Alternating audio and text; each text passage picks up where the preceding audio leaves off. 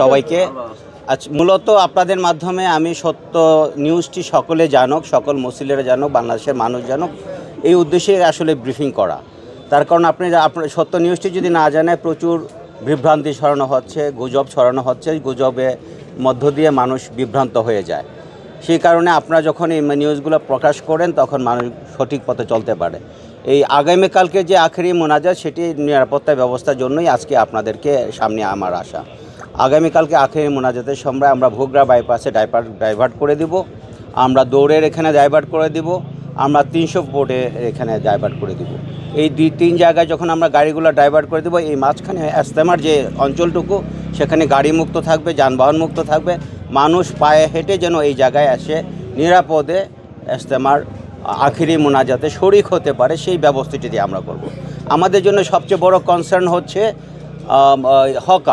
হকারের এই যে টুপলার মধ্যে, ব্যাগের মধ্যে করে কি নিয়ে আসে, সেটি আমরা খুবই ভয়ের মধ্যে থাকি। সেই জন্য আমরা খুব প্রতিটি জায়গায় চেকপোস্টের মাধ্যমে আমরা হকার যেন না ঢুকতে পারে সেই ব্যবস্থাগুলো আমরা করে থাকি। আমরা ইজতেমার যে ভলেন্টিয়ার আছে তাদেরও সহযোগিতা নিয়ে থাকি, কারণ হকাররা বিভিন্ন জায়গায় হঠাৎ করে এসে মুসল্লি সেজে এসে বসে যায়, ওদেরকে উচ্ছেদ করা এবং ওদের মাধ্যমে যে কোনো ঘটনা ঘটিয়ে দিবে না সেটিকে আমরা সবসময় কনসার্নে থাকি। প্রচুর পরিমাণে ভিক্ষুক চলে আসে, ওই ভিক্ষুকদেরকে সরিয়ে দেওয়া হল আমাদের একটি বড় কাজ।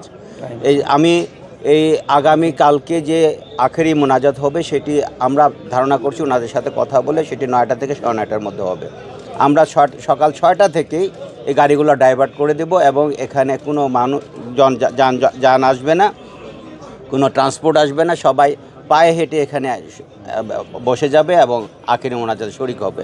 আমরা এর মাধ্যমে নিরাপত্তা দিতে চাই। আপনার এই সংবাদগুলো প্রকাশ করার মাধ্যমে যারা গাড়ি নিয়ে আসতে চায় তারাও যেন মানসিকভাবে প্রস্তুত থাকে, সেই জিনিসগুলো আপনারা জানাবেন এবং যারা আসবে তারা সুশৃঙ্খলভাবে এবং এখানে আখেরি মোনাজাত করতে পারে, ধর্মীয় অনুষ্ঠানটি সুন্দরভাবে সম্পন্ন করতে পারে, সকলের প্রতি আহ্বান রইল। ধন্যবাদ আপনাকে। যে ভোগড়া বাইপাসের এখানে ডাইভার্ট করে দিব, দৌড়ের এখানে ডাইভার্ট করে দিব আর 300 ফুটের এখানে ডাইভার্ট করে দিব। এই 3টি জায়গায় যখন ডাইভার্ট করে দিব, এই মাঝখানের জায়গাটাতে কোনো যান এখানে ঢুকবে না ইনশাল্লাহ। আসলে ভাড়া আদায় করে, এটি তো আমাদের দেশের যারা ট্রান্সপোর্টে বিজনেস করে তারা এটি নিয়ন্ত্রণ করা উচিত। তাদেরকেই আমি অনুরোধ রাখবো যে এটি আপনারা অবশ্যই, এখানে মুসলমান যারা এখানে ধর্মকর্ম করতে আসছে, এই যে সৌদি আরবে তো এর যেটি ফ্রি করে দেওয়া হয়, আপনারা এখানে আরও বেশি ভাড়া আদায় করবেন, সেটি তো কখনো যৌক্তিক হতে পারে না। শুধু আইন করে আসলে এগুলো নিয়ন্ত্রণ করা খুবই কঠিন। এটি যারা ট্রান্সপোর্টের সাথে জড়িত আছে, আমি তাদের উপরে, মালিক সমিতির উপরে এটির দায়িত্ব দিয়ে রাখতে চাচ্ছি। আর পুলিশের কাছে যদি এরকম কোনো সংবাদ আসে, আমরা অবশ্যই আইনগত মোবাইল টিমের মাধ্যমে আইনগত ব্যবস্থা। আসলে বিদেশি যারা যেখানে আছে ওনাদের এখানে আমরা কোনো পোশাকই পুলিশ দিচ্ছি না, ওনারা ওইটাকে পছন্দ করে না, যার জন্য ওখানে আমরা সাদা পোশাকে ডিউটি করাচ্ছি। এবং সবচেয়ে বড় কথা হলো ওখানে আসলে ইজতেমার যে মুরব্বীরা ওখানে প্রচুর পরিমাণ সিকিউরিটি রেখেছে। ওখানে আপনি ইচ্ছা করলে, আমি ইচ্ছা করলে পোশাক পরে যেতে পারবো না। তার মানে ওনাদের সিকিউরিটি ব্যবস্থা কিন্তু আরও কঠিন। পাশাপাশি আমরা সিসি ক্যামেরার মাধ্যমে সেটি মনিটর করছি, ওনারা নিরাপদে আছে, ইনশাল্লাহ কোনো অসুবিধা হচ্ছে।